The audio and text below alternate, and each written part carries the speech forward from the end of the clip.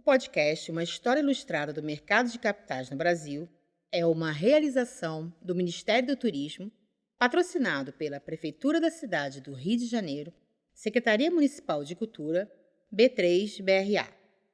Apoio Atena Capital.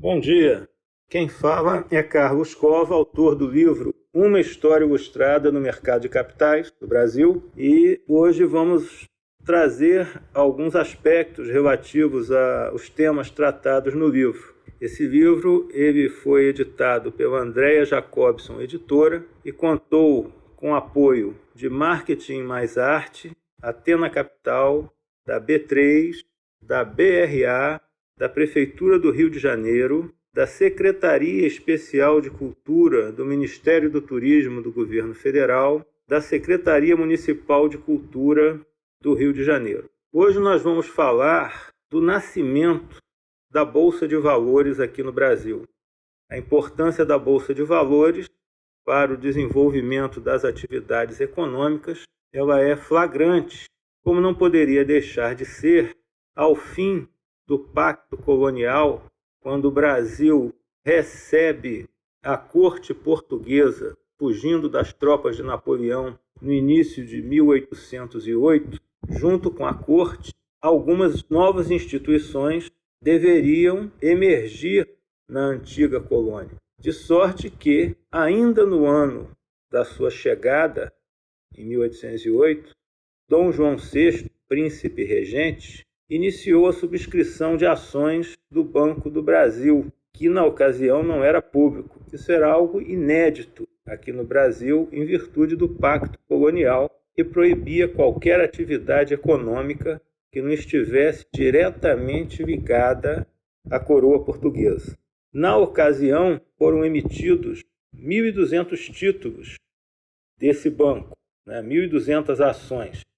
Contudo, a despeito de terem vindo junto com a corte de Dom João VI muitos nobres, pessoas de posses, a adesão a essa subscrição foi bastante reduzida, de forma que, 3 anos depois, apenas 126 ações haviam sido subscritas, o que mostra que esse tipo de inovação econômica ainda não estava assimilada. Com a chegada da corte, começaram também a surgir iniciativas de ofertas de intermediação de negócios e de prestação de pequenos serviços, tais como perícias para avarias náuticas, seguros, arbitramento comercial, boletins semanais com previsão das embarcações que chegavam e partiam do porto, com sua origem e destino, o que reflete também a importância da abertura dos portos às nações amigas feitas por Dom João VI assim que chegou ao Brasil. Ou seja, naquele momento, o Pacto Colonial, com a exclusividade apenas de negócios realizados entre a colônia e Portugal, cairia por terra, fazendo com que, sobretudo, a chegada de navios oriundos da Inglaterra e de suas possessões passassem a portar com maior regularidade aqui no Rio de Janeiro, demandando esse tipo de serviços, Então, naturalmente, a chegada da corte diversificou as atividades econômicas no Brasil.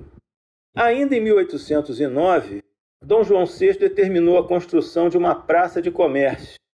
Praça de comércio era para os portugueses, possuía para os portugueses o mesmo significado de uma bolsa de valores. Reparem que nós já estamos há mais de 2 séculos, quando foram criadas as primeiras bolsas de valores na Holanda. Então, por mais defasada que fosse a economia de Portugal, esse tipo de instituição já era uma prática corrente no continente europeu.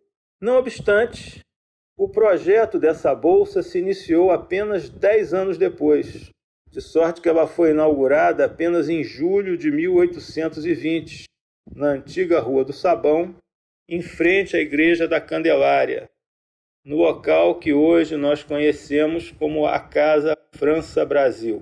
Essa demora retirou do Rio de Janeiro o privilégio de ser a praça financeira que receberia a primeira Bolsa de Valores no Brasil. Essa prerrogativa, esse pioneirismo, acabou cabendo à cidade de Salvador, na Bahia, onde em 1817 foi inaugurada a primeira Bolsa no Brasil, localizada na atual Praça Conde dos Arcos, na Cidade Baixa. Sua efetiva operação em caráter mais abrangente, contudo, deu-se apenas em julho de 1851, quando foi criada a Junta dos Corretores da Bahia. Ou seja, embora a Bolsa Baiana tivesse sido fundada, sua atividade era muito irrisória para assim ser considerada como uma atividade bursátil. Na realidade, voltando para o Rio de Janeiro, para que o interessado pudesse trabalhar na praça de comércio, bastava pagar uma anuidade. Em geral, os comerciantes atuavam em nome próprio ou de terceiros na qualidade de intermediários. E o principal negócio empreendido ali na praça de comércio era relativo ao câmbio de moedas, sobretudo. Depois disso, a compra e venda de mercadorias, ao frete e seguro dos navios. Os únicos títulos disponíveis para negociação nessa bolsa eram as já faladas 1.200 ações do Banco do Brasil. Para que se tenha uma ideia da dificuldade do desenvolvimento da atividade bursátil, embora as ações do Banco do Brasil tivessem sido emitidas em 1808, apenas em 1817 é que essas 1.200 ações foram totalmente subscritas e integralizadas. Porém, o Banco do Brasil, apesar de ser um banco privado, entre aspas, ele, por volta de 1820, ele já estava praticamente arruinado. 80% do dinheiro emitido, ou seja, dos títulos emitidos como contrapartida de moedas metálicas, não possuíam lastro. Essa situação piorou quando Dom João VI foi obrigado a retornar para Portugal, em atendimento às cortes de Lisboa, no ano de 1821. E nessa oportunidade ele levou todas as barras de ouro e os diamantes que a coroa mantinha nos cofres do banco, o que fragilizou ainda mais a situação e abalou em definitivo a credibilidade do Banco do Brasil. Na prática, a instituição estava falida e sem chance de recuperação. A atividade do Banco do Brasil no reinado de Dom Pedro I, após a proclamação da independência, ela introduziu uma questão que, lamentavelmente, seria muito comum no futuro. Os papéis do banco circulavam como moeda, com a promessa do governo imperial de pagar uma certa quantidade de ouro ao seu portador no caixa do Banco do Brasil. Ocorre que não havia ouro suficiente disponível para todos os detentores de títulos, o que levava a uma situação de deságio no momento da troca daquele título ruim por ouro que favorecia, de sorte que isso favorecia todos os devedores na moeda do país. Porque se você devia uma certa quantidade de 1.000 réis, esse prejuízo acabava sendo transferido para os credores. Então, era uma situação que não era saudável por um ambiente econômico. Agora, quem devia para comerciantes estrangeiros que recebiam em moeda forte, no caso a libra esterlina, não tinha como repassar o prejuízo. Isso inviabilizava negócios que dependiam da importação de produtos estrangeiros. Então reparem, se alguém devia em 1.000 réis, ele podia pagar com um título ruim, pelo valor de face, e a dívida tinha que ser quitada. Mas o detentor, no caso o credor que recebeu aquele título ruim, não ia receber o ouro correspondente. Já quem devia para fora, para o credor estrangeiro, não tinha essa possibilidade. Ele tinha que arrumar o ouro, ou as libras esterlinas correspondentes, porque para conseguir as libras ele teria que ter o ouro e pagar. Então, havia uma dificuldade muito grande naquela época para importação de produtos estrangeiros. Embora o Banco do Brasil fosse uma instituição privada, quando o governo imperial precisava de recursos, mandava o banco emitir títulos, tornando-se devedor da instituição. Era como se o Banco do Brasil fosse um caixa do governo imperial. Assim, o Império tratava o Banco do Brasil praticamente como um departamento do governo. Só que existia uma relação promíscua, não é? Nesse caso, porque os acionistas que autorizavam as emissões tinham incentivos para isso. Por quê? Porque eles podiam incluir nos seus registros contábeis esses títulos, cobrando juros sobre as quantias não pagas. Os juros, por sua vez, eram honrados com novas emissões, gerando uma ciranda financeira. Assim, embora sem lastro, o Banco do Brasil evidenciava contabilmente lucros, e esses lucros geravam bons dividendos. Alguns acionistas conseguiam receber esses dividendos em ouro pela cotação oficial. Então havia uma total disparidade entre aqueles que tinham informações privilegiadas, que tinham acesso, e os outros, gerando uma brutal transferência de riqueza entre os atores econômicos. Esse processo, evidentemente, é um processo insustentável. Por quê? Porque para que ele fosse minimamente sustentável, seria necessário que o governo imperial pagasse a sua própria dívida, pagasse os títulos que foram emitidos para custear as suas despesas. Só que o Tesouro Imperial ele estava praticamente insolvente, fazendo com que o Banco do Brasil não tivesse mais condições de promover essa ciranda financeira, mantendo a circulação de títulos.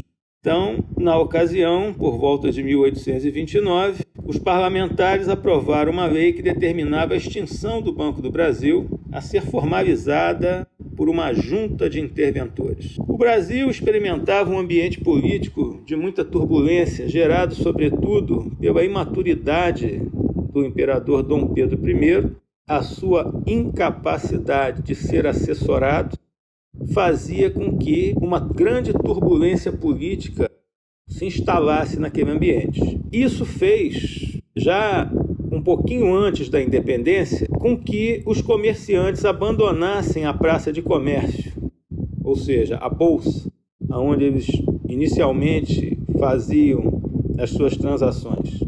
Eles voltaram para se reunir de novo na Rua da Alfândega e ali permaneceram até dezembro de 1834, quando foi inaugurada a segunda sede da Praça do Comércio, com a seguinte denominação: Sociedade dos Assinantes da Praça. A negociação de títulos do governo se iniciou em 1828, com a emissão de um total de 1.400 contos de réis em títulos que prometiam 6% ao ano.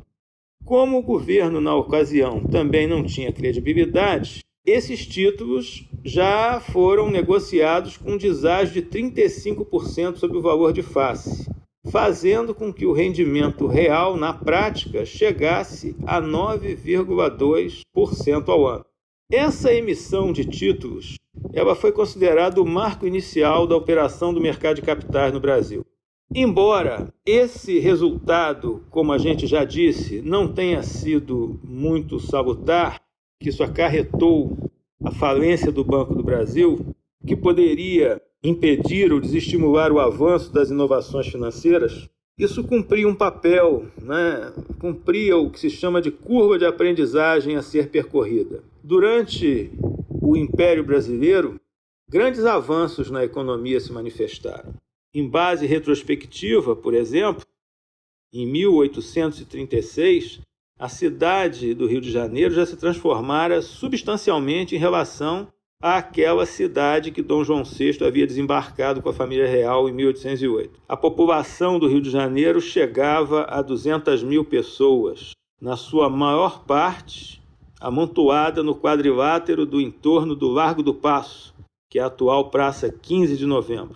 E assim foram lançadas as bases para uma longa trajetória que culminaria no futuro com a fundação da B3.